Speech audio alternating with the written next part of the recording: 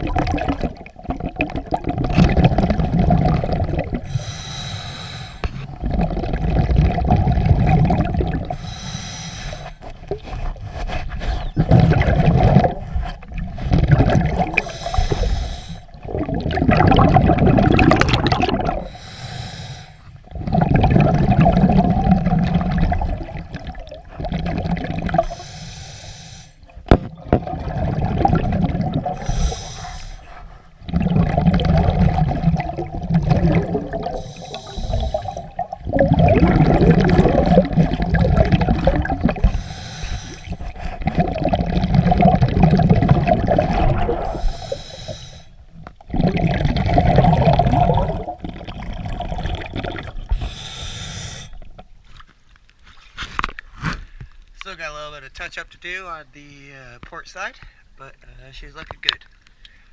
All the zincs seem alright, but it does look on the starboard side that we are missing a zinc. TS diving, thank you very much.